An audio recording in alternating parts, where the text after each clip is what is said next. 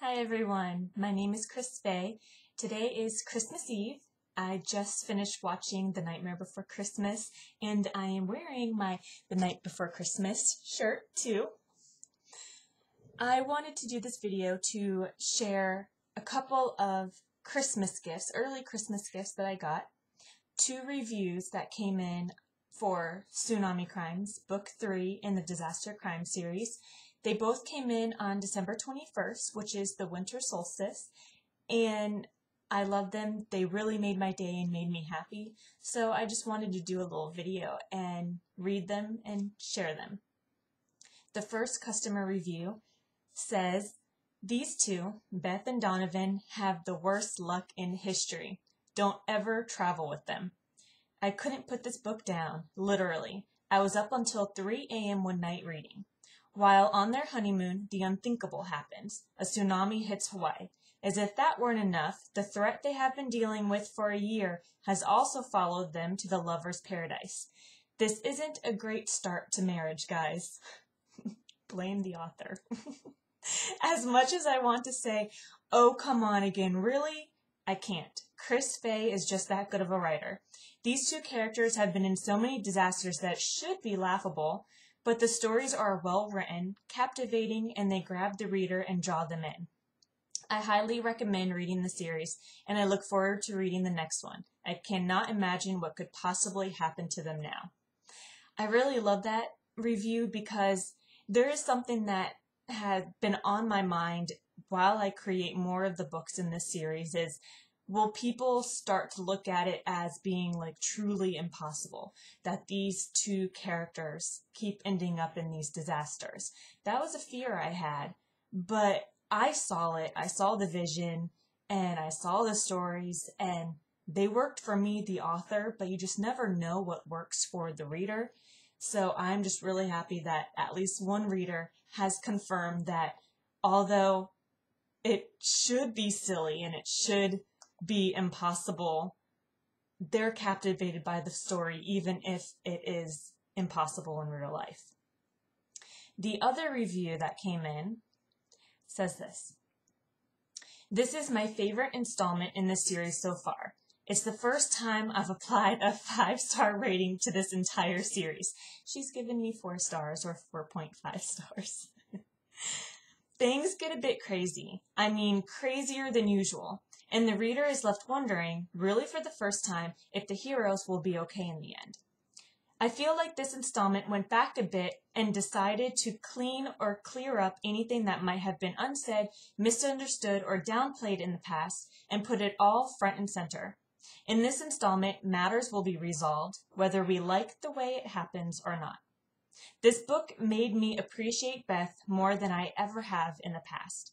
She rewrites the strong female character to fit her, the way she wants it to be. Sexy, vulnerable, strong, smart, and everything else. Donovan isn't too bad either. I feel like he grows up a bit in the story, even though you didn't think he needed any more growing up. I think that in this installment, there's a bit of a role reversal, may or may not be intentional, from what our couple experiences during the earthquake. That's Book 2, Seismic Crimes.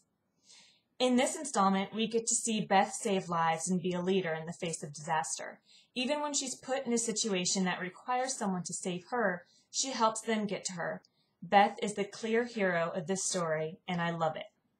And I'm going to stop there because there is a bit of some spoilers in the rest of the review.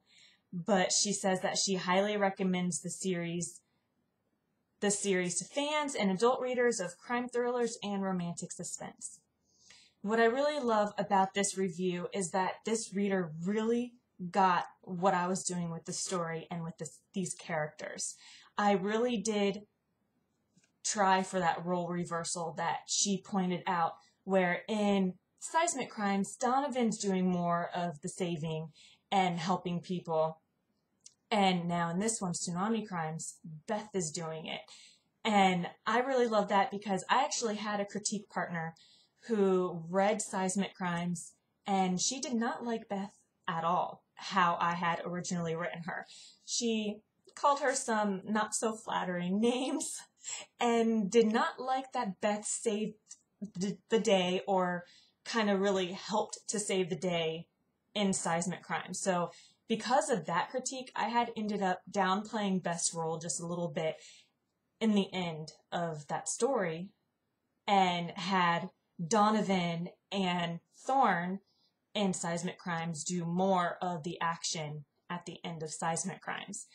But for Tsunami Crimes, I definitely wanted my strong female heroine to kick butt and be the strong one, because that's what I love. I love to write strong female characters. And just that she pointed that out, that, you know, Beth rewrites the strong female character and that she's the clear hero in this story, that just made me really happy, because that is what I was striving for. That was my goal. And she also said that this one is her favorite installment in the series so far. And I have to say that Tsunami Crimes is my favorite too, because just so much happens and it's so real and intense. And even though you think a tsunami is just so far out there and can't happen, for me, it just felt so real, probably because I've had so many nightmares about tsunamis, and that's what helped me to write this story.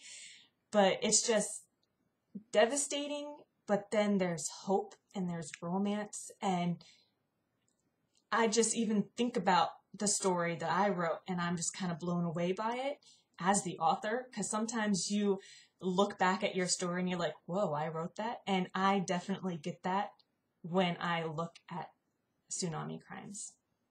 So those were the 2 reviews that I got, and I loved them. They made my day. They were early Christmas gifts for me, and now I'm sharing them with you. And whether you've read Tsunami Crimes or not, or if you've read maybe an earlier installment, Hurricane Crimes or Seismic Crimes, or have never even heard of this series, I hope these reviews that I shared intrigued you just a little bit. Have a good day. Merry Christmas. Happy holidays. See you in 2018. Bye.